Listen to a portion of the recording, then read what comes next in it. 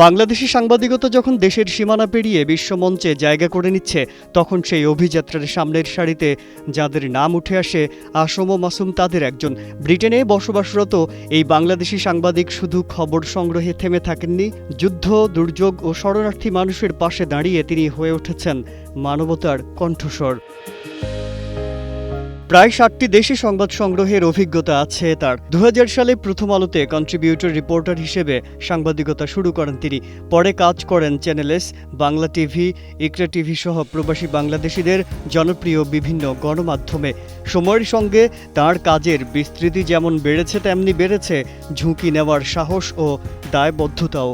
টানা তৃতীয়বার অর্জন করেছে দেশের সেরা সুপার ব্র্যান্ড স্বীকৃতি। নেপালের ভয়াবহ ভূমিকম্পে ধ্বংসস্তূপের ভেতর থেকে মানুষের বেঁচে থাকার গল্প তুলে এনেছেন তিনি। রাশিয়া ইউক্রেন যুদ্ধ কাভার করতে জীবনের ঝুঁকি নিয়ে গেছেন সংঘাতপূর্ণ এলাকায়। সিরিয়ার টানা 18 মাস অবস্থান করে 11টি দেশের সীমান্ত জুড়ে শরণার্থী সংকটের খবর সংগ্রহ করেছেন। শরণার্থী শিশুদের কান্না, নারীদের অসহায়ত্ব ও বৃদ্ধদের নীরব যন্ত্রণাকে পৌঁছে দিয়েছেন বিশ্ব বিবেকের কাছে।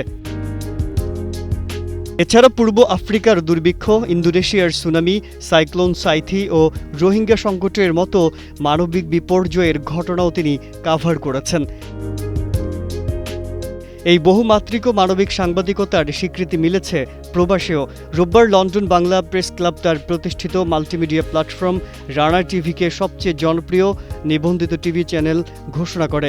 একই অনুষ্ঠানে তাকে ব্রিটেনের সেরা বাংলাদেশি সাংবাদিক হিসেবে সম্মাননা দেওয়া হয়। মঞ্চে দাঁড়িয়ে আসম ও মাসুম এই সম্মাননা উৎসর্গ করেন ব্রিটেনে ক্যান্সার আক্রান্ত সাংবাদিক সেবুল চৌধুরীর প্রতি। যুক্তরাজ্য থেকে নুরুল হক শিপুর পাঠানো তথ্য ও ভিডিও চিত্রে ডেস্ক রিপোর্ট, কালের কণ্ঠ।